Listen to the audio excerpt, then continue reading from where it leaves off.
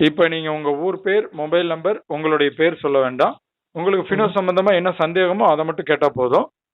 சரி. ஏன்னா உங்களுடைய கொஸ்டின் வேல்யூபிளான கொஸ்டின்ங்கிறதுனால மற்றவங்களுக்கு பயன்படணுங்கிறதுனால தான். இப்போ கொஸ்டின் கேளுங்க.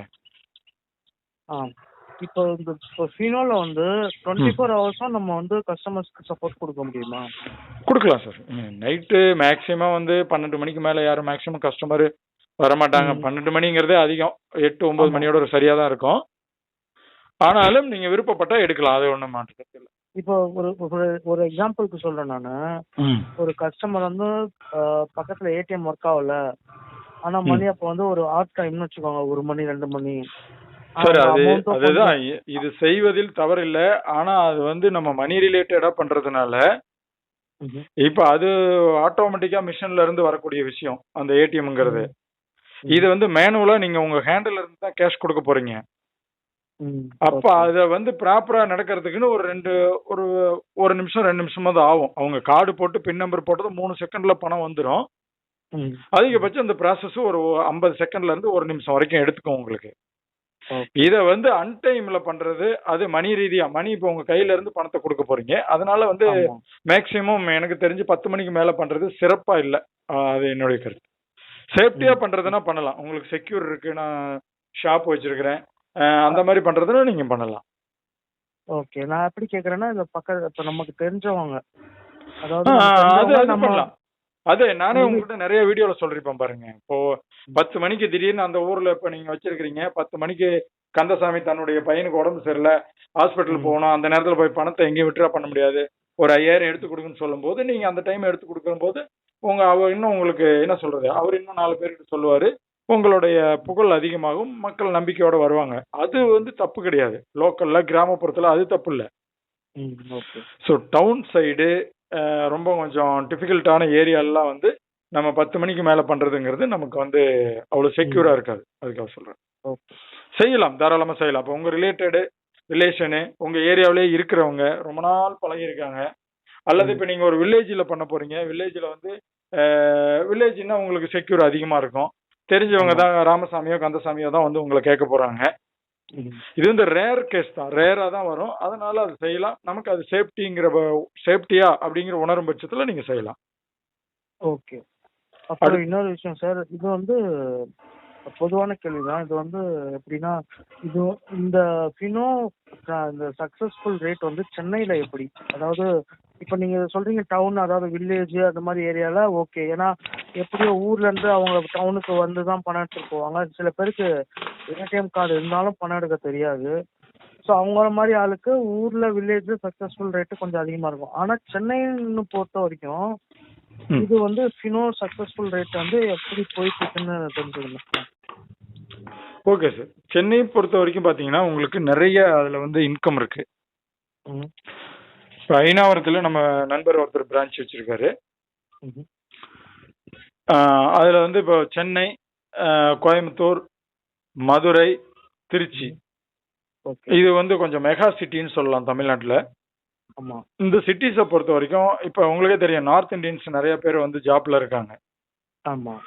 ஸோ நம்ம தமிழ்நாட்டுக்காரங்களை விட நார்த் இந்தியன்ஸ் கிட்டத்தட்ட 50% மேலே ஒரு இடத்துல வேலை செய்கிறாங்கிறது எல்லாருக்கும் தெரிஞ்ச விஷயம். அப்படி செய்யும்போது சென்னை வந்து அதில் ஃபர்ஸ்ட். இப்போ எனக்கு நேற்று கூட ஒரு கால் வந்தது. என்ன சொன்னால், துறைப்பாக்கத்துல இருந்து பேசுகிறேன், எனக்கு இந்த மாதிரி ஃபினோ அக்கௌண்ட் ஒன்று வேணும், பிரான்ச் எங்கே இருக்குது அப்படின்னு சொல்லி கேட்டார் ஒருத்தர் கால் பண்ணி. சரி. தமிழ் நல்லா பேசினார். எந்த ஸ்டேட் அப்படின்னு சொன்னேன். இந்த மாதிரி ஒடிசா அப்படின்னாரு. ஸோ இதில் என்ன ப்ளஸ் பாயிண்ட் அப்படின்னா, நீங்கள் இந்தியாவில் எந்த ஸ்டேட்ல இருந்து வந்து வேணாலும் அக்கௌண்ட் ஓப்பன் செஞ்சு தரலாம். ஒன்று நீங்கள் ஏற்கனவே சொல்லியிருக்கீங்க, ஒரு வீடியோவில் பார்த்தேன், நார்த் இந்தியன்ஸ் ஏற்கனவே நிறைய பேர் இதில் அக்கௌண்ட் வச்சுருக்காங்க. ஆமாம். இந்த பேங்க் வந்து ஃபஸ்ட்டு மூவ் ஆனதே பார்த்தீங்கன்னா நார்த் சைடு தான். நார்த் சைடு மூவ் ஆனதுனால நார்த் இந்தியன்ஸ் பொறுத்த வரைக்கும் என்ன எதிர்பார்ப்பாங்க அப்படின்னா, சிம்பிள், அதாவது அவங்க வேலை அதிகமாக செய்வாங்க, இந்த மாதிரி அனதர் ஒர்க்குக்கு சிம்பிளாக நேரத்தை குறைச்சி செலவு பண்ணணும்னு நினைப்பாங்க. அப்போ அவங்களுக்கு ஒரு 10 நிமிஷத்துல அக்கௌண்ட் வேணும். இப்போ நம்ம ஃபினோல வந்து 5 நிமிஷத்துல அக்கௌண்ட் ஓப்பன் பண்ணியிருக்காரு. ஐநாவரத்தில் பாருங்க, அந்த வீடியோ போட்டிருக்கேன். ஐநாவரத்தில் பிரான்ச்சில் உள்ளவர் 5 நிமிஷத்துல அக்கௌண்ட் சிஸ்டம் வழியாக ஓப்பன் பண்ணி காமிச்சு எனக்கு ஒரு வீடியோவை எடுத்து கொடுத்தாரு. நான் அதை தான் வந்து போட்டிருக்கேன். அதிகபட்சம் 10 நிமிஷத்துல ஒரு அக்கௌண்ட் ஓபன் பண்ணி கொடுத்துடலாம். ஸோ இப்போ இது அவரே இப்போ வந்து கேட்டிருக்காரு, எனக்கு வந்து ஒரு கம்பெனில இருந்து 150 அக்கௌண்ட் ஓபன் பண்ணி கேட்டிருக்காங்க. ஒரு சாம்பிளுக்காக ஒரு 10 ஏடிஎம் கார்டு வாங்கி தான் அக்கௌண்ட் ஓபன் பண்ணாரு. ஆனா இப்போ வந்து கம்பெனில ஒரு 150 அக்கௌண்ட் கேட்டிருக்காங்க சார், எனக்கு ஒரு 150 ஏடிஎம் கார்டு பில் பண்ணணும்னு சொல்லி நேத்து தான் பில் பண்ணாரு. ஓகே. ஸோ இந்த மாதிரி பார்த்தீங்கன்னா உங்களுக்கு நார்த் இந்தியன்ஸ் அதிகமாக இருக்கக்கூடிய, அதாவது பீக்கில் இருக்கக்கூடிய ஏரியானா அது சென்னை தான் ஃபர்ஸ்ட் நம்ம முதலிடம் கொடுப்போம். அப்படிங்கும்போது அந்த அக்கௌண்ட் ஓப்பனிங் மட்டும் இல்லை, ப்ளஸ் அவங்க வந்து அந்த அமௌண்ட்டு போடுறது எடுக்கிறது இதுக்கு எல்லாத்துக்குமே வந்து அவங்க அதிக டைம் ஸ்பெண்ட் பண்ண விரும்ப மாட்டாங்க. ஆமா, அது வந்து அவங்கன்னு இல்லை, ஆனா எல்லாருமே அப்படிதானே. டைம் வந்து எவ்வளோக்கு எவ்வளோ சேஃபா இருக்கணும்னு தானே, அதாவது சேவ் பண்ண முடியுதான்னு தானே பாக்குறாங்க. இல்லை சார், இப்போ கிராமப்புறத்துலலாம் பார்த்தீங்கன்னா நிறைய பேர் அவங்க பேங்க்ல போயிட்டு காலையில் போய் நிறைய பேர் என்கிட்டயே சொல்லியிருக்காங்க சார், இந்தியன் பேங்க்லாம் போனால் காலையில் போனால் மணி 3 ஆயிடுது ஒரு முக்கியமான வேலையை முடிக்கிறதுக்கு. கிராமப்புறம் இல்லை சார், சென்னை. நான் போன வாரம் நம்ம ஏரியால போய் ஒரு ஆதார் அப்டேட்டுக்கு போனேன். நான் காலையில 11 மணிக்கு போனேன், வரத்துக்கு 2:30 ஆயிடுச்சு. இல்லை இது அப்படிதான் இருக்கு. இல்லை ஓகே, இந்த காமனான இஷ்யூவை தவிர்க்கிறதுக்காக தான் அந்த பேங்கிங் சிஸ்டத்தை இண்டிவிஜுவலுக்கு கொடுத்தாங்க. ஒன்று, ஆமா, இப்போ நீங்கள் கேட்ட அந்த ஆதார் அப்டேஷனை கூட வந்து உங்ககிட்ட கொடுக்குறாங்க, ரொம்ப ஈஸியாக முடிகிற மாதிரி. இப்போ ஃபினோலயே பண்ணிடலாமா? ஆமாம், ஆதார் சேவை மையம் நீங்கள் ஃபினோ இங்கே ஆரம்பித்து ஒரு குறிப்பிட்ட காலம், ஒரு 6 மாதம் 7 மாதம் நடத்தினதுக்கு அப்புறம் ஓகே உங்களுக்கு அவங்களே வந்து ஏற்பாடு பண்ணி தராங்க.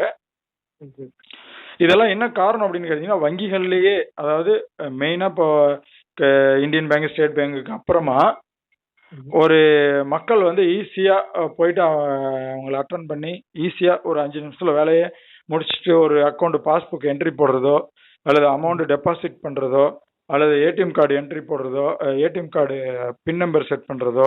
இப்போலாம் நிறைய பேர் பார்த்தீங்கன்னா, அன்றைக்கி வெள்ளூர்லேருந்து எனக்கு ஒருத்தர் கால் பண்ணார், ஆன்லைன்லேயே அக்கௌண்ட் ஓப்பன் பண்ணிக்கிறாங்க. ஓப்பன் பண்ணிக்கிட்டு சார் இதுக்கு ஏடிஎம் கார்டு வேணும், நான் எங்கே போய் வாங்குறது அப்படின்னு சொல்லி கேட்குறாங்க. ஸோ இப்போ அது இந்த துறைப்பாக்கத்துலேருந்து ஒருத்தர் கால் பண்ணான்னு சொன்னேன். அவருக்கு வந்து நம்ம ஐனாவரம் பிரான்ச் நம்பர் தான் கொடுத்தேன். ஓகே. ஸோ இப்போ இந்த மாதிரி நீங்கள் ஒரு இடத்துல இப்போ சென்னையில் வந்து பண்ணுறீங்க அப்படிங்கிற பட்சத்தில் சென்னை சரௌண்டிங்கில் வரக்கூடிய இந்த என்கொயரி, அக்கௌண்ட் ஓப்பனிங் வாலண்டியரியாக எங்களுக்கு வர என்கொயரி உங்ககிட்ட கொடுப்போம்.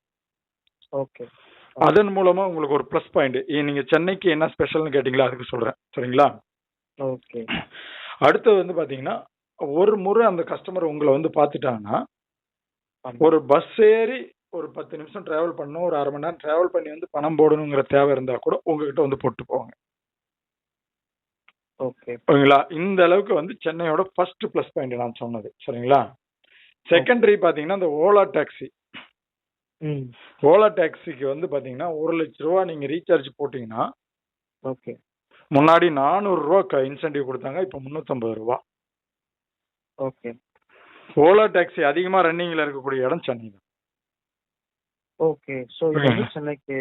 ஆமா, நீங்க சென்னைக்கு எப்படி ஒரு அமௌண்ட் சொன்னீங்களா சார், 300 நம்ம ஒரு அமௌண்ட், அது எவ்வளவு அமௌண்ட்டுக்கு அது கமிஷன்? 1 lakhs. 1,03,000. ஆமா ஆமா, ஆக 1000க்கு 3 rupeesனு வச்சுங்களேன். ஓகே. இது வந்து இதை நான் ஓலா டாக்ஸி உங்களுக்கு நீங்கள் சென்னையோட சோர்ஸ் மட்டும்தான் இப்போ உங்களுக்கு சொல்கிறேன். சரிங்களா? அது ஒவ்வொரு ஏரியாவுக்கும் உள்ள சோர்ஸை நம்ம பிரித்து சொன்னோம்னா அவங்களுக்கு சப்போர்ட்டாக இருக்கும் ஒர்க் பண்ணுறதுக்கு. அதனால தான் நான் அந்த வந்து நீங்கள் கேட்குற கொஸ்டின் ரொம்ப இம்பார்ட்டன்ட்டு, மற்றவங்களுக்கு பயன்படுன்னு சொன்ன ஆரம்பத்தில். ஓகே. ஸோ இப்போ அடுத்த சோர்ஸ் சென்னையில் என்னன்னு பார்த்தீங்கன்னா, அதாவது மக்கள் தொகை, பீப்புள்ஸ் வந்து பார்த்தீங்கன்னா எல்லா மாவட்டங்கள்ல இருந்தும் சென்னையில் தான் அதிகமாக குடியேறி இருக்காங்க. மக்கள் அதிகமா உள்ள ஏரியா வந்து அந்த ஏரியா. அதனால அது 3வது சோர்ஸா உங்களுக்கு வந்து பிசினஸ் நல்ல growthல இருக்கும். ஓகே. நான் எங்க அதாவது என்னோட இது என்னன்னு பாத்தீங்கன்னா, நான் வந்து இன்ஜினியரிங் படிச்சிருக்கேன். நான் வந்து ஜாப் கன்சல்டன்சி பண்றேன். இல்ல ஓகே ஓகே, லொகேஷன் குறிப்பிட வேண்டாம், லொகேஷன் நீங்க அப்புறம் சொல்லுங்க. சரியா? நான் லொகேஷன் சொல்லல, மற்ற ஜாப் கன்சல்டன்சி பண்றேன். சோ அந்த ஜாப் கன்சல்டன்சில இது ஒரு அடிஷனலா பண்றேன். அருமை. இன்னொரு விஷயம், இப்ப நீங்க ஏற்கனவே ஜாப் கன்சல்டன்சி பண்றதுனால அதோட ரிலேட்டட் இது. ஓகேங்களா? எப்படின்னா இப்ப நீங்க ஒரு கம்பெனில ஒரு 50 பேர் கேக்குறாங்கன்னா, நீங்க 50 பேர் நார்த் இந்தியாவோ அல்லது சவுத்லயோ எங்கேயோ எடுத்து அவங்களுக்கு வேலைக்கு கொடுப்பீங்க இல்லையா? ஆமா. சோ அவங்களுக்கு கொடுக்கும் போதே நீங்க கையோட அவங்களுக்கு ஒரு அக்கௌண்ட்டும் ஓபன் பண்ணி கொடுத்துட்டீங்கன்னா, கம்பெனி 5 மெம்பர்ஸ்க்கு மேல வச்சு வேலை செஞ்சாவே அக்கௌண்ட்ல தான் சேலரி போடணும்னு ரூல் இருக்கு. ஓகே ஓகேங்களா? இப்போ எல்லா கம்பெனியுமே நீங்க நார்மல் கம்பெனினா கூட ப்ராப்பரா ஜிஎஸ்டி டிடிஎஸ் எல்லாமே ஃபைல் பண்ணி தான் பண்ண வேண்டிய சூழல்ல இருக்காங்க. அப்படிங்கும்போது நீங்க ஒரு ஒரு 10 பேரை வச்சு வேலை செய்யறாங்கன்னா அவங்க கட்டாயமா அக்கௌண்ட்ல தான் சேலரி போடணும்னு சொல்லி கவர்மெண்ட் ரூல். ஓகே அது நீங்க ஒரு 10 பேர் ஒரு கம்பெனி கொடுக்குறீங்கன்னா கூட அந்த 10 பேருக்கும் ஒரு அக்கௌண்ட் ஓபன் பண்ணி ஏடிஎம் கார்டு கையில கொடுத்துட்டீங்கன்னா மந்த்லி ஆனா அந்த அக்கௌண்ட்ல தான் அவங்க சேலரி போடுவாங்க கம்பெனி. சேலரி போடும்போது அவங்க ஏடிஎம்ல எங்க வேணாலும் எடுத்துக்குவாங்க. அப்படி எடுக்கும்போது பணம் அவங்க உள்ள கம்பெனிக்காரங்க போடும்போது உங்களுக்கு ஒரு இன்சென்டிவ் கிடைக்கும். ஓகேங்களா? ஏன்னா நீங்க தான் மதர் பிரான்ச் இந்த அக்கௌண்ட்டுக்கு. அவங்க எங்க டிரான்சாக்ஷன் பண்ணாலும் ஒரு சம் இன்சென்டிவ் அந்த டிரான்சாக்ஷனை பொறுத்து, அமௌண்ட்டை பொறுத்து, அந்த டைமிங்கை பொறுத்து, இதெல்லாம் பொறுத்து உங்களுக்கு ஃபினோல இருந்து ஒரு இன்சென்டிவ் கொடுப்பாங்க. இது ஒரு லைஃப் டைம். இது வந்து இது இன்னொரு விஷயம் என்னன்னா இது லைஃப் டைம்.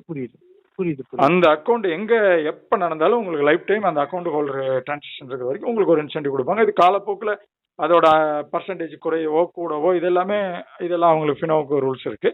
இன்னைக்கு காலகட்டத்தில் உள்ளதை நான் சொல்றேன். சரிங்களா? ஓகே, இப்போ சொல்லுங்க, அடுத்த கொஸ்டின் கேளுங்க.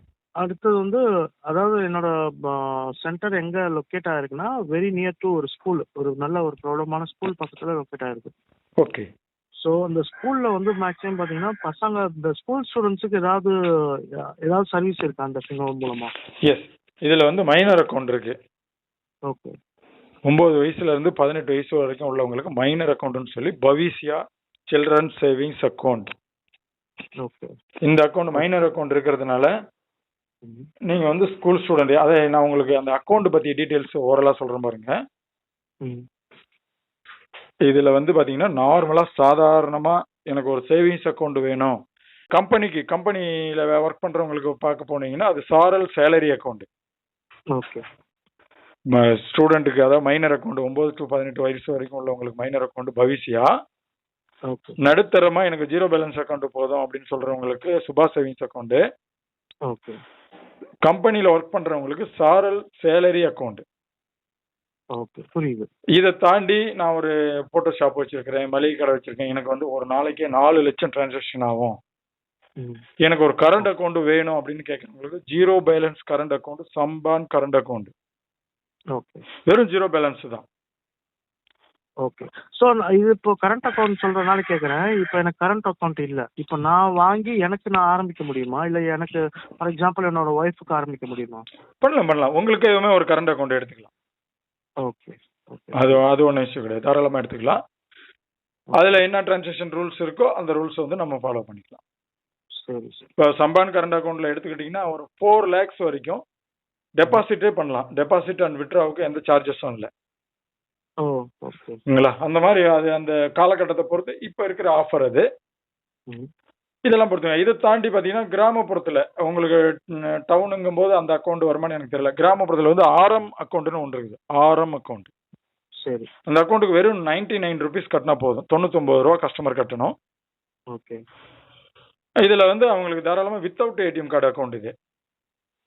இந்த அக்கௌண்ட் ஓபன் பண்ணும்போது எல்லா அக்கௌண்ட்டுமே ஓபன் பண்ணும்போது ஆதார் சீடிங்னு ஒரு ஆப்ஷன் இருக்கு.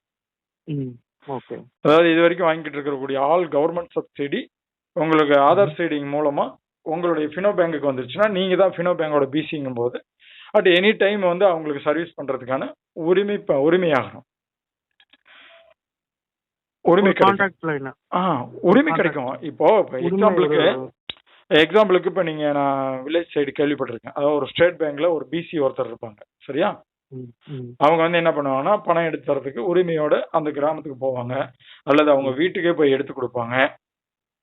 உரிமையோட கஸ்டமர் கூப்பிடுவாங்க, ஏன் இந்த மாசம் வர லேட் ஆகுது, பணம் எடுத்து கொடுக்குற, எனக்கு அர்ஜென்ட், இது மாதிரி எல்லாம் சொல்லுவாங்க. இப்ப எக்ஸ்ட்ரா அந்த மாதிரி ஆதார் மூலமா அதர் ஐடியில வெளியில பணம் எடுத்து கொடுத்துக்கிட்டு இருக்கிற கஸ்டமர் ரீட்டைலரை அந்த பேங்க் பிசி போய் சொல்லுவாங்க, இந்த மாதிரி இவங்க எங்களுடைய கஸ்டமர், நீங்க ஏன் அவங்களுக்கு பணம் எடுத்து தரீங்க அப்படி எல்லாம் கேட்பாங்க. புரியுதுங்களா? அப்ப எங்க இருந்து அவங்களுக்கு அந்த உரிமை வருதுன்னா ஸ்டேட் பேங்க் அவங்க பேங்க், அவங்களோட பிசிங்கிறதுனால இது எங்க பேங்க் கஸ்டமர் அப்படின்னு சொல்றாங்க.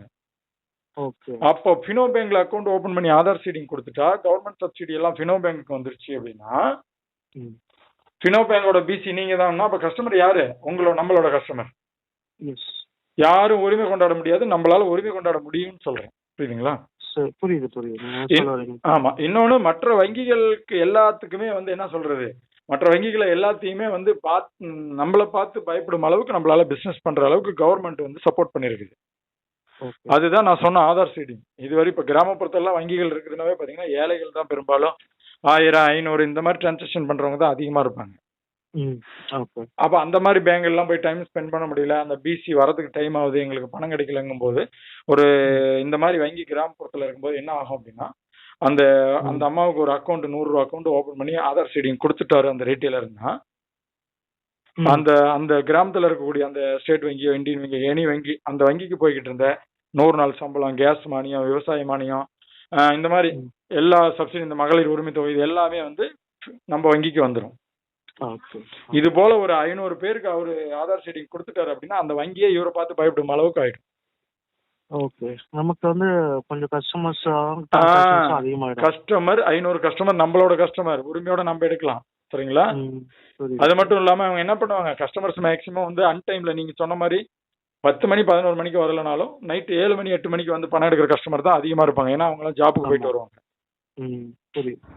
அப்ப அந்த மாதிரி வரும்போது அந்த மாதிரி டைம்லயும் நம்ம எடுத்து கொடுக்கும்போது இந்த 500 கஸ்டமரும் என்ன எதிர்பார்ப்பாங்க, நம்ம பேங்க் இங்க இருக்குது, அந்த தம்பி இங்க இருக்கிறாரு, அவர்கிட்ட போய் வாங்கிக்கணும் முன்னாடியே போன் அடிச்சுட்டு வருவாங்க. இன்னொன்னு என்னன்னா வீக்கெண்டு அப்புறம் ஏதாவது கவர்மெண்ட் லீவ்ல கூட பேங்க் இல்லாத சமயத்துல நம்மளோட பிசினஸ். ஆமா ஆமா ஆமா ஆமா. இப்போ பேங்க் உங்களுக்கு வீக்லி டைம்ஸ்ல இருக்கும். அதுவும் காலையில 10-10:30 தான் ஸ்டார்ட், 3:30யோட க்ளோஸ். உங்களுக்கு தெரியும். ஆமா.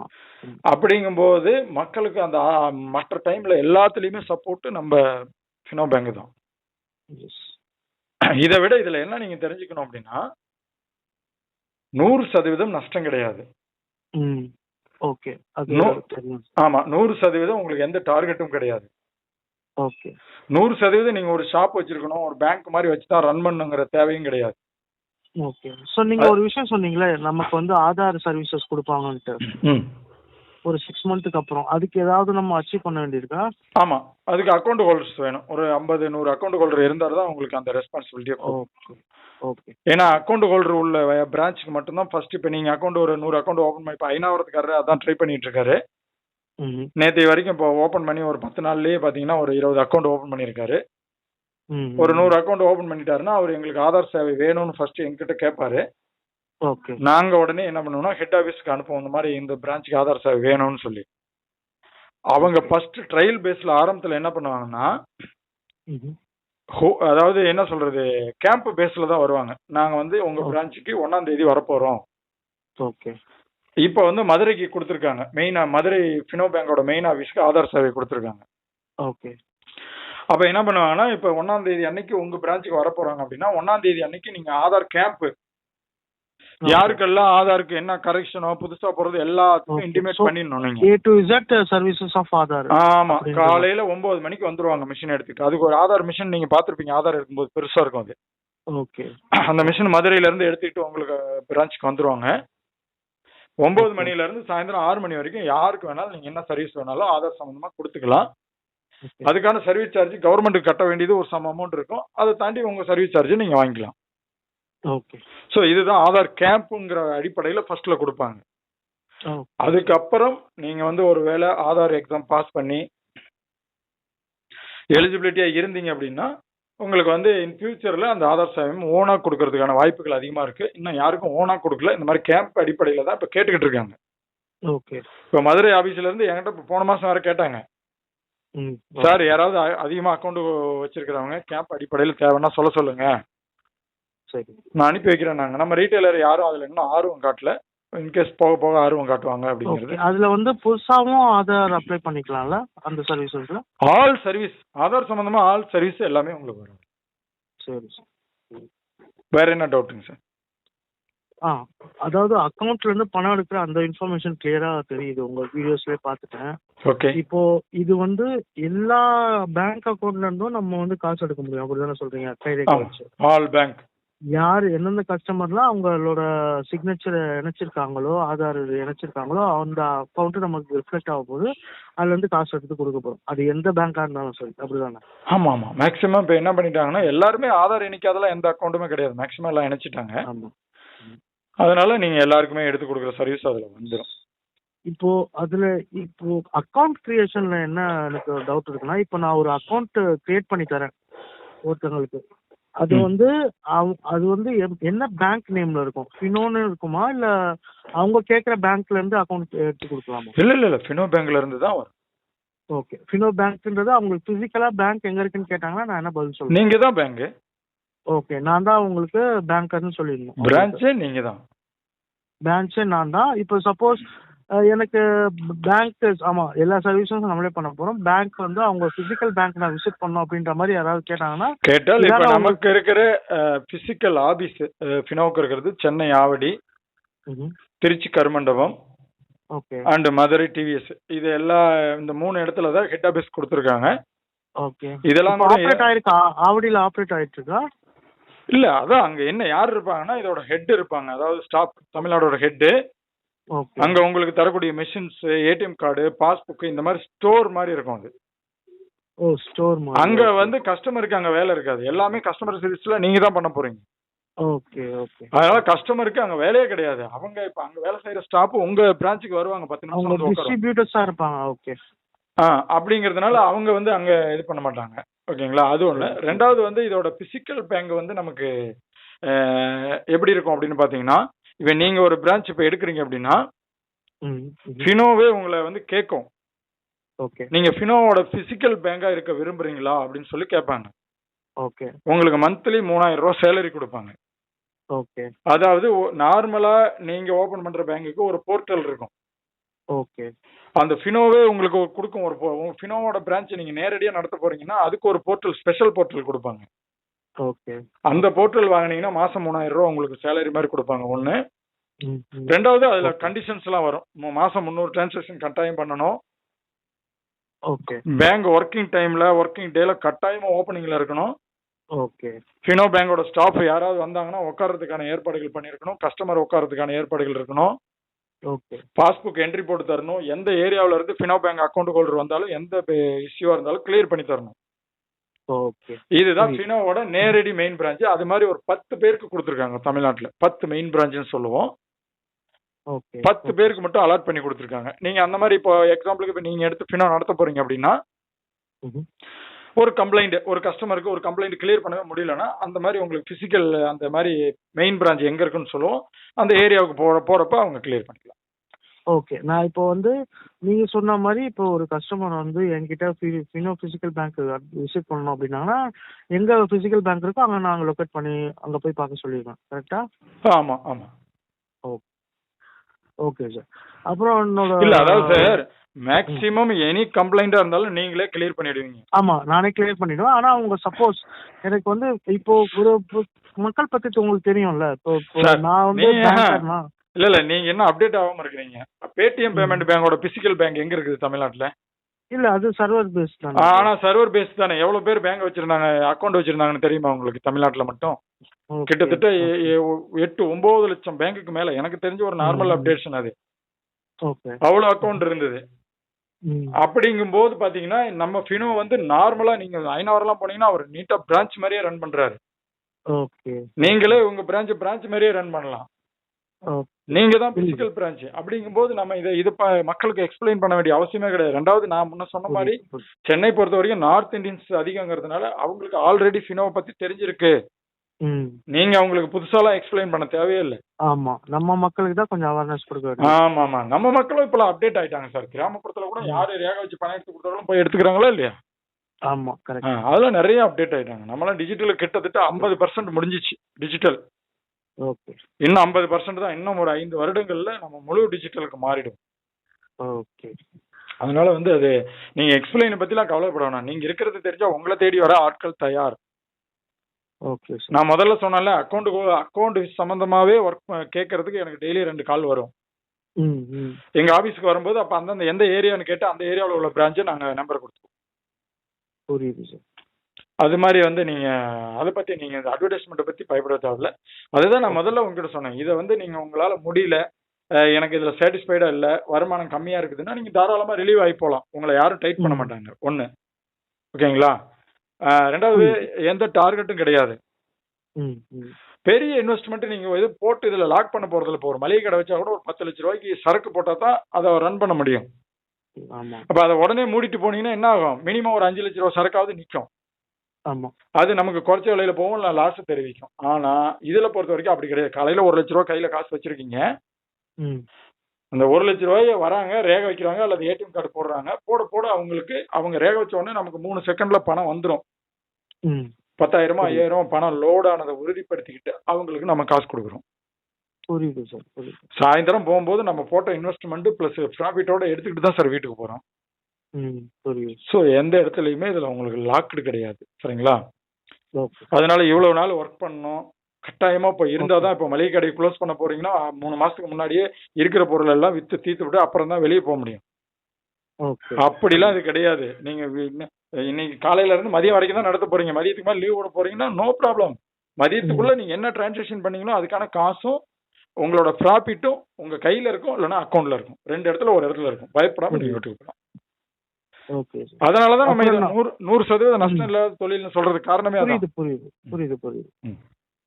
அப்புறம் நெக்ஸ்ட், இப்போ நம்ம கிட்ட பணம் எடுக்க வராங்க இல்ல அக்கௌண்ட் கிரியேட் பண்றாங்க, ஸோ அவங்க டீடைல்ஸ்லாம் ஆப்லயே சேவ் ஆகுமா, இல்ல நான் ஏதாவது எக்ஸ்ட்ராவா ஏதாவது அவங்களோட டீடைல்ஸ் சேவ் பண்ணிக்கணுமா? இல்ல சார், நீங்க பில்லு கொடுத்துட்டீங்கன்னா safe first one. Okay. Bill கொடுக்கல அப்படின்னா அட்லீஸ்ட் அவங்க மொபைல் நம்பரை போட்டு இவங்க பணத்தை வித்ட்ரா பண்ணிருக்காங்க அப்படின்னு போட்டு ஒரு 10,000 ரூபான்னு போட்டு அவங்க கிட்ட ஒரு சைன் வாங்கலாம். அல்லது டைம் உள்ளோட பண்ணிருக்கலாம். இது வந்து அவசியம் பண்ணி வைக்கிறது தான் பெட்ரு. ரெண்டாவது கேமரா இருக்கணும் மஸ்ட். Okay camera okay. நான் என்ன கேக்குறேன்னா நம்மளோட சப்போஸ் ஒரு டேட்டா நீங்க டேட்டா எடுத்து வச்சாதான் உங்களுக்கு சேஃப். அதை தான் நான் எல்லாரையும் எடுத்து வைக்க தான் சொல்லுவேன். டேட்டானா அவங்களோட பர்த் டேட்ல இருந்து எல்லாத்தையும் எடுத்து வைக்க சொல்லல. ஓகே. நார்மலா அவங்களோட மொபைல் நம்பர், அவங்க எவ்வளவு பணம் எடுத்தாங்கிற ஒரு டேட்டா இருந்தா தானே நாளைக்கு நீங்க கஸ்டமர். இப்போ ஒரு சம்பவம் சொல்றேன் பாருங்க. ஒரு கிராமத்துல இந்த விவசாயிகளுக்கு 2000 ரூபாய் பணம் போடுற திட்டத்துல ஒருத்தருக்கு பணம் போட்டிருக்காங்க. சரி. அவரு கொஞ்சம் ட்ரிங்க்ஸ் எல்லாம் சாப்பிட்டு ஃபர்ஸ்ட் ஒரு 1000 ரூபாய காலி பண்ணிட்டாரு. நம்ம ரீட்டைலர் கிட்ட ஃபர்ஸ்ட் வந்து ஒரு 1000 ரூபாய் எடுத்துட்டு போய் ட்ரிங்க்ஸ் எல்லாம் சாப்பிட்டு வந்து மறுபடியும் அந்த ஒரு என்ன சொல்றது, அந்த கண்டிஷன் இல்லாத டைம் சூழ்நிலையில வந்து ஒரு 1000 ரூபாய் எடுக்கிறாரு. எடுத்து மொத்தத்தையும் காலி பண்ணிட்டு வீட்டுக்கு போறாரு. ஓகே. வீட்டுக்கு போய் அவங்க வீட்டுக்காரம்மா அப்புறம் சாத்துல வந்து நான் 1000 ரூபாய் தான் எடுத்து செலவு பண்ணேன், மீதி 1000 ரூபாய் எடுக்கல, வா எடுத்துட்டு வரலான்னு கூட்டிட்டு வர்றாரு திரும்ப. ஓகே. நம்ம ரீட்டைலர் கிட்ட வந்து இவர் தான் 2 டைம் எடுத்துட்டாரு. ஆமா. 2வது டைம் அவர் கொஞ்சம் நிதானத்துல இல்லாததுனால தெரியல. இப்ப அவங்க வீட்டுக்காரம்மா என்ன சொல்லுது, நீங்க 1000 ரூபாய் தான் எடுத்துங்கிறாரு, நீங்க எப்படி 2000 சொல்றீங்க? நம்ம ரீட்டைலர் டிஸ்பியூட்ஸ் வரும். ஆமா வந்துருச்சு. ரீட்டைலர் வேற வழி இல்லாம எனக்கு கால் பண்ணிட்டாரு. சார் இந்த ஆதார்லயே வித்ட்ரா பண்ணதுக்கு எனக்கு ஏதாவது எவிடன்ஸ் வேணும், அவரோட ஆதார்ல 2 டைம் வித்ட்ரா பண்ணதுக்கான எவிடன்ஸ் வேணும் அப்படின்னு. அதுக்கப்புறம் அவரு ஹிஸ்டரியில போய் எடுத்து கொடுத்து அப்புறம் அவங்க ஒய்ஃபுக்கு புரிய வச்சு அனுப்பிச்சு விட்டோம். அது வேற விஷயம். இவ்வளவு ரிஸ்க் எடுக்க தேவையில்லைங்கிறேன். இல்ல ரிஸ்க் இல்ல சார். ஆனா நம்ம சேஃப் சைடுல இருக்கணும்ல, அதுக்கு சொல்றேன். அதான் சொல்றேன், கேமரா வச்சுட்டீங்கன்னா இவ்வளவு ரிஸ்க் கிடையாது. டேட்டா இருந்ததுன்னா கையெழுத்து வாங்கிட்டா அல்லது ரேகை வாங்கிட்டீங்கன்னா இவ்வளவு ரிஸ்க் கிடையாது. அந்த பில்னு ஒரு விஷயம் சொன்னீங்க, அந்த பில் வந்து ஃபினோலயே ஜெனரேட் ஆயிடுமா இல்ல நம்ம எக்ஸ்ட்ராவா ஏதாவது பண்ணணுமான்னு கேக்குறேன். இல்ல ஃபினோலயே ஜெனரேட் ஆகும். ஃபினோலயே ஜெனரேட் ஆயிடும். ஓகே. எனி டிரான்சாக்ஷன் முடிஞ்ச உடனே ஃபினோல ஜெனரேட் ஆகும். Okay sir. Okay sir. அப்புறம் இன்னொரு விஷயம், இப்போ ஃபினோல நம்ம பண்ற டிரான்சாக்ஷன், இப்போ நம்ம ஒரு ஃபார் எக்ஸாம்பிள் ஒரு பேங்க்குக்கு வந்து டிரான்சாக்ஷன் பண்ண போறோம். ஆனா அந்த டைம்ல அந்த இப்போ ஃபார் எக்ஸாம்பிள் ஒரு 1000 ரூபாய் எடுத்து கொடுக்க போறேன் ஒரு பேங்க்ல இருந்து ஒருத்தவங்களுக்கு. அந்த டைம்ல அந்த பேங்க் சர்வர் டவுனா இருக்குன்னு வச்சுக்கோங்க. அந்த மாதிரி இன்ஃபர்மேஷன் நம்மளுக்கு வந்து ஃபினோல காமிக்குமா, இல்ல நம்ம வந்து எப்படி தெரிஞ்சுக்கிறது அது? சார் இது ஒரு அருமையான கொஸ்டின். இதுல வந்து ஃபினோல வந்து ப்ரொடெக்ட் பண்ணிருக்காங்க. ஓகே. ஆல்ரெடி ப்ரொடெக்ட் பண்ணிருக்காங்க. எப்படின்னா பாத்தீங்கன்னா இப்போ ஒரு இந்தியன் பேங்க்ல இருந்து ஒரு கஸ்டமர் வராரு அப்படின்னா, ஓகே, அவரு ரேகை வைக்கிறாரு அல்லது ஏடிஎம் கார்டு போடுறாரு அப்படின்னா, நம்ம அந்த இடத்துல வந்துட்டு நம்ம அந்த இந்தியன் பேங்குக்கும் ஃபினோ பேங்குக்கும் ஒரு சர்வர் கனெக்ட் பண்ணிருப்பாங்க. ஓகே. அந்த சர்வர் வந்து பாத்தீங்கன்னா உங்களுக்கு 99% இருந்தா மட்டும்தான் உங்களுக்கு அந்த பேங்க் செலக்ட் பண்ற இடத்துல பேங்கே காட்டும். ஓகே. இல்லனா ஆட்டோமேட்டிக்கா டிசேபிள் பண்ணிடும். அந்த சிஸ்டம் இந்த சாஃப்ட்வேர்ல ஆட் பண்ணிருக்காங்க. Okay great. அப்போ வந்து நெட்வொர்க் அவைலபிள பொறுத்து ஃபினோ ஆப்லயே வந்து இந்த பேங்க்லாம் இப்போ சர்வர் டவுன்னு ஒரு பெர்சன்டேஜ் காமிச்சிருது. ஆமா. ஓகே. பெர்சன்டேஜ் காட்டுதுல உங்களை வந்து ஒர்க் ஆகவே விடாது. அதுல பேங்க் இந்தியன் பேங்க் காமிச்சா தானே செலக்ட் பண்ணுவீங்க. புரியுது புரியுது. அப்ப அதுல ஷோ ஆகும் Indian bank is disabled this time அப்படின்னு காமிச்சு. இந்த நேரத்துல இந்தியன் பேங்கை டிசேபிள் பண்ணி வச்சிருக்கிறோம். அதுக்கான ரீசன் அவங்களோட சர்வர் சரியா இல்ல. நீங்க இப்ப பணம் எடுத்தீங்கன்னா அவங்களுக்கு ஃபெயிலியர், அவங்களுக்கு குறைஞ்சிரும், உங்களுக்கு லோட் ஆகாம போயிடும். இது தேவையில்லாம சிக்கலை உண்டு பண்ணணும்னு சொல்லி அது காமிச்சு. ஓகே ஓகே புரியுது சார். நிறைய ப்ரொடெக்ஷன் இருக்கு சார். அதாவது உங்களுக்கு ஃபினோவை பொறுத்த வரைக்கும் நிறைய ப்ரொடெக்ஷன் கொடுத்துருக்காங்க. அதாவது என்னன்னா அந்த மொபைல் நம்பர் போட்டிருந்தாதான் அந்த மொபைல்ல ஒர்க் ஆகும் அப்படிங்கிற சுச்சுவேஷன்ல நீங்க அந்த சிம் கார்டு போட்டு யூஸ் பண்ற மாதிரி ஆப்ஷன் கொண்டு வந்துட்டா அந்த ஆப்ஷனை செலக்ட் பண்ணீங்கன்னா உங்க ஐடி வேற யாராலையும் வெளியில யாரும் ஹேக் பண்ணியோ அல்லது லாக் பண்ணி பணம் ஓப்பனே பண்ண முடியாது. ஏன்னா அந்த சிம் இருந்தால் தான் ஓப்பன் ஆகும். அந்த ஆப்ஷனை நீங்க செலக்ட் பண்ணிக்கலாம். இதெல்லாம் உங்க வசதிக்காக. இன்னொன்னு என்ன அப்படின்னா நீங்க உங்களை தவிர வேற யாராவது லாகின் பண்ணும்போது டி பின்னு ஒன்று கேட்கும். அந்த டி பின்னு இந்த ஐடிக்கு யார் மொபைல் நம்பர் கொடுத்தீங்களோ அந்த மொபைல் நம்பர்ல இருந்து TPIN அப்படின்னு டைப் பண்ணி ஃபினோவோட பேங்குக்கு ஒரு நம்பர் கொடுப்போம். அந்த நம்பருக்கு நீங்க சென்ட் பண்ணணும். அங்க இருந்து அந்த டைம்ல ஒரு டிபின் வரும். அந்த டிபின் எடுத்து போட்டாதான் ஓபன் ஆகும். இப்ப இது மாதிரி அதை தாண்டி நீங்க ஐடி லாகின் பண்ணும்போது உங்களுக்கு 3 செக்யூரிட்டி கொஸ்டின் கேட்கும். அந்த கொஸ்டினுக்கான ஆன்சரை நீங்க தான் கொடுக்க போறீங்க. சோ அந்த ஆன்சர் வந்து உங்களுக்கு திரும்ப லாகின் பண்ணோம்னா அந்த ஆன்சரு கரெக்டா கொடுத்தா மட்டும்தான் லாகின் ஆகும். சோ இது மாதிரி பல்வேறு செக்யூரிட்டி கொடுத்துருக்காங்க. இந்த நான் சொன்னது ஒரு ஸ்மால் செக்யூரிட்டி தான். இதை விட இன்னும் தாண்டி செக்யூரிட்டிஸ் நிறைய கொடுத்துருக்காங்க. ஏன்னா நீங்க லேக்ஸ் கணக்குல பணம் உள்ள வச்சிருப்பீங்க. அதுக்கு செக்யூரிட்டிங்கிறது தானே மெயின் வேணும்.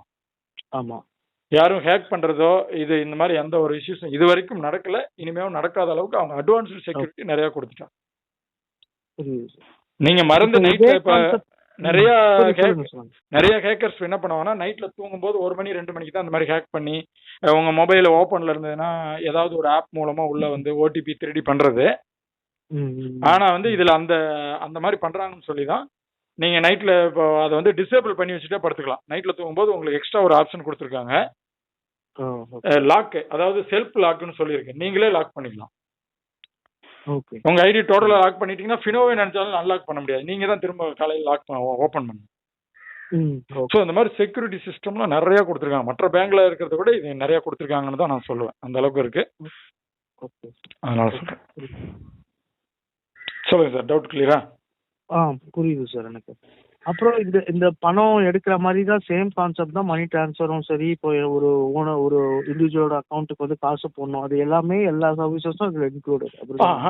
ஒரு பேங்க்னா உங்களுக்கு பாருங்க, ஆதார்ல பணம் எடுக்கிறது, ஆதார்ல டெபாசிட் பண்றது, ஏடிஎம்ல பணம் எடுக்கிறது, அவங்க அக்கௌண்ட்டுக்கு மணி டிரான்ஸ்ஃபர் பண்றது, உள்நாட்டுக்கு மணி டிரான்ஸ்ஃபர், வெளிநாட்டுக்கு money transfer, recharge, EB bill, 2 wheeler 4 wheeler insurance, loan எடுத்து கொடுக்கறது, ஆதார் பேன் கார்டு போடுறது, ஹெல்த் இன்சூரன்ஸ், இந்த மாதிரி எல்லா சர்வீஸுமே வந்துடும். கலெக்ஷன், இந்த நான் சொன்னேன் LNT, Bajaj, Ola taxi, recharge, இந்த மாதிரி எல்லாமே சர்வீஸ். இப்போ பேங்கிங் சர்வீசஸ் தவிர வேற என்ன சார் இதுல அவைலபிள் இருக்கு? எனக்கு எல்லாமே இப்ப நான் சொன்னது எல்லாமே வந்துடும்.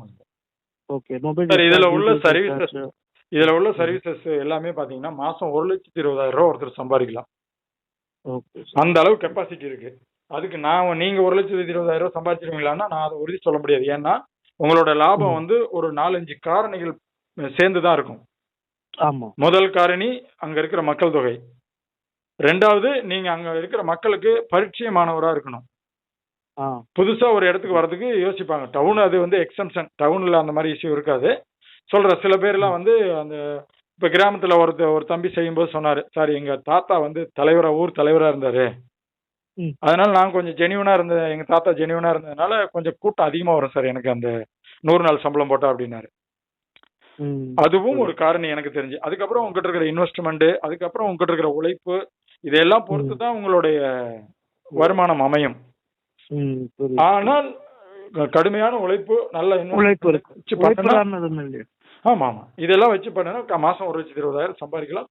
இதுல நீங்க மறுபடியும் நான் சொல்றது 100% நஷ்டம் இல்லைங்கிறது தான் உண்மை. 2வது 100% செக்யூர்டான பிசினஸ் சொல்றேன். செக்யூர்டு மீன்ஸ் பாத்தீங்கன்னா உங்களுக்கு கவர்மெண்டே RBI மூலமா அப்ரூவ்டு கொடுத்து உங்களுக்கு ஐடி. அது புரியுது சார். அதாவது அந்த 1,00,000 அந்த எவ்வளவு ஒரு அமௌண்ட் சொன்னீங்களா, அது வந்து அது வந்து அது 20,000 சம்பாதிக்கிறோமோ, 50,000 சம்பாதிக்கிறோமோ, இல்ல 5 ரூபாய் சம்பாதிக்கிறோமோ, அது வந்து என் கையில தான் இருக்கு. ஆமா, இல்ல உங்க கையிலன்னு இல்ல, சில காரணிகளும் போடுறோம். அது மெயின் காரணி வந்து உங்க உழைப்பு, உங்க கையில இருக்கிற காரணி வந்து உங்க உழைப்பு, உங்ககிட்ட இருக்கிற இன்வெஸ்ட்மெண்ட், இது ரெண்டும் பொருந்தும்.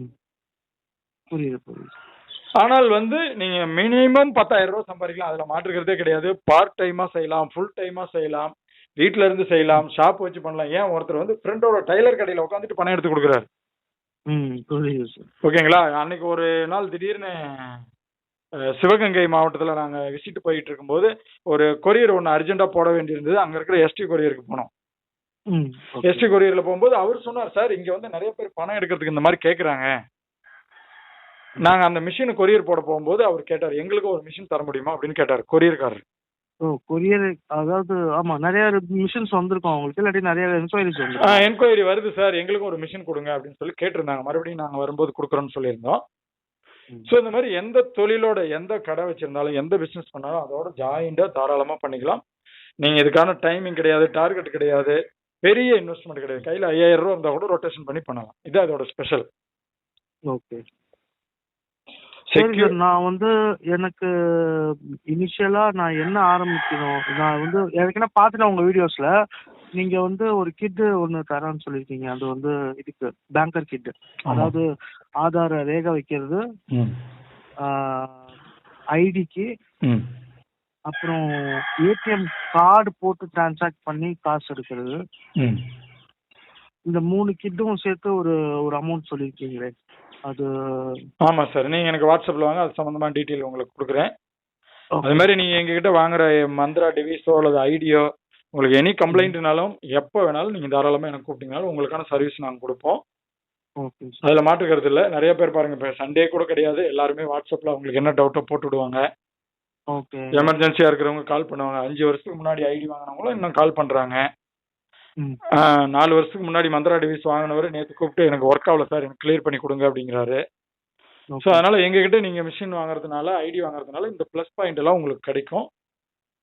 ஏன்னா நாங்க இந்த ஃபீல்ட்ல கண்டினியூவா இருக்கிறோம். சில பேர் என்ன சொல்றாங்கன்னா, சார் நான் ஐடி வாங்கும்போது எங்க ஊர்ல ஒருத்தர் போட்டு கொடுத்தாரு, மிஷின் கொடுத்தாரு, இப்போ அவர் அந்த வேலையில இல்ல, வேற வேலைக்கு போயிட்டாரு சார், நான் யாருக்கு சர்வீஸ் எடுத்துக்கிறதுன்னு கேட்குறாரு. ஸோ ஏன்னா இது வந்து பெருசா ஒரு இன்கம் வராது, ஒரு நார்மல் இன்கம் தான் வரும். அதனால நாங்க இது கண்டினியூவா இதுலயே ஒரு 7 வருஷமா இந்த பாதையிலேயே பயணிக்கிறதுனால தான், நாங்கள் கண்டினியூவா இருக்கிறதுனால தான் உங்ககிட்ட உறுதியா சொல்ல முடியும். சரி சார், சரிங்களா? எனக்கு அப்புறம் இன்னொரு முக்கியமான விஷயம், இந்த அட்வர்டைஸ்மெண்ட் ப்ரௌச்சர்ஸ், பேனர்ஸ் அது எல்லாமே உங்களுக்கு தரோம். அதான் குறிப்பா எங்ககிட்ட நாங்க தான் தரோம். ஃபினோவுக்கு பொறுத்த வரைக்கும் பேனர் போர்டு, அதுக்கான ஸ்டிக்கர்ஸு, உங்களுக்கு பாஸ்புக் வாங்கி தரது, ஏடிஎம் கார்டு வாங்கி தரது, இந்த மாதிரி எல்லா சர்வீஸுமே உங்களுக்கு கொடுக்குறோம். உங்களுக்கு சந்தேகம்னா நீங்க ஐநாவரம் போய் பார்க்கலாம். Okay sir. அந்த அட்வர்டைஸ்மெண்ட் போர்டில் நீங்க சொன்னீங்க தெரியுமா, அது அக்கௌண்ட் கிரியேஷன் பத்தி, அந்த ஸ்கூல் பசங்களுக்கு மைனர் சேவிங்ஸ் அக்கௌண்ட், அப்புறம் சேலரி சேவிங்ஸ் அக்கௌண்ட்ன்ட்டு ஒரு அந்த டீடைல்ஸ்லாம் அதுல பிரிண்டா இருக்குமா அந்த அட்வர்டைஸ்மெண்ட்ஸ்ல? இல்ல அதெல்லாம் நீங்க, ஏன்னா ஒவ்வொரு டைமும் அது மாறுபடும். ஓகே. அக்கௌண்ட்ஸ் ஒண்ணுதான், ஆனா அதுக்கான அந்த இப்போ இந்த என்ன பண்ணுவாங்கன்னா, இந்த அக்கௌண்ட்டுக்கு மாசத்துக்கு 4 முறை ஏடிஎம் கார்டு ஃப்ரீன்னு சொல்லி இப்போ ரூல்ஸ்ல இருக்கும். அப்ப அடுத்த வருஷம் அது 5 முறைன்னு கூட மாத்தலாம். அப்ப பிக்சடா இந்தியா முழுக்க அடிக்கக்கூடிய பேனர்ல வந்து அவங்க அப்படி அடிச்சிட்டாங்கன்னா அது மாத்த முடியாதுல்ல மறுபடியும். அதனால அக்கௌண்ட் சம்பந்தமான டீடைல்ஸ் வேணா நீங்க ஒரு பேனர் கிரியேட் பண்ணிக்கலாம். ஓகே, சரி சரி. அது கட்டாயமா கிரியேட் பண்ணி வெளியே வைக்கணும். இந்த அக்கௌண்ட்டுக்கு இத்தனை முறை ஏடிஎம் கார்டு ஃப்ரீ, இவ்வளவு சர்வீஸ் சார்ஜ் கட்டணும், இதோட பெனிஃபிட் இவ்வளவுங்கிறத வெளியே வைக்கணும். ஓகே. அப்புறம் என்னோட லாஸ்ட் கொஸ்டின் சார், இது வந்து இப்போ நான் வந்து உங்ககிட்ட ஒரு ஐடி வாங்கிட்டேன் ஃபினோல இருந்து. ஸோ எனக்கு வந்து என்ன லைசன்ஸ் கொடுப்பீங்க? இப்போ நான் ஒருத்தர் வந்து கேட்குறாரு, ஒரு புரியாதவர் வந்து கேட்குறாரு, நீங்க பேங்கர்ன்றதுக்கு என்ன அட்டாச்சுன்னு கேட்குறாரு. உங்களுக்கு பிசி, அதாவது ஃபினோ பேங்கோட பிசி மெர்ச்சன்ட்ங்கிற லைசன்ஸ் அதுலேயே ஃபினோ ஐடியிலேயே உங்களுக்கு போவாயிடும். ஓகே. அதை நீங்க கலர் பிரிண்ட் எடுத்து உங்க போட்டோவோடய வரும், கலர் பிரிண்ட் எடுத்து போட்டோ ஒட்டிக்கலாம். அடுத்து ஐடி கார்டு நாங்க கொடுப்போம். அந்த ஐடி கார்டில் உங்க போட்டோ ஒட்டி ஐடி நம்பர் மெர்ஜ் பண்ணி நீங்க ஐடி கார்டு போட்டுக்கலாம். ஓகே. அவ்வளவுதான். இந்த லைசன்ஸ் உங்களுக்கு போதுமானது. அதை தாண்டி உங்களுக்கான கோடு ஒன்று கொடுப்பாங்க. இந்த பிரான்ச் கோடுன்னு சொல்றோம்ல, ஐஎஃப்சி கோடு, அது மாதிரி காமனா உங்க பிரான்ச் கோடுன்னு வர்றது தான் உங்க ஐடி நம்பரு. ஓகே. அதை நீங்க பேனர்ல போட்டுக்கலாம். அதெல்லாம் உங்களுக்கு இஷ்யூஸ் கிடையாது. Okay sir, thanks. எனக்கு நான் இப்போ பை பண்ணிடுறேன் ஐடி, எனக்கு டீடைல்ஸ் மட்டும் கொஞ்சம் சொல்லுங்க. ஓகே சார், வாட்ஸ்அப்ல வாங்க, நான் மேலும் டீடைல்ஸ் உங்களுக்கு நிறைய அனுப்புறேன். சரி சார், தேங்க்ஸ். தேங்க்யூ.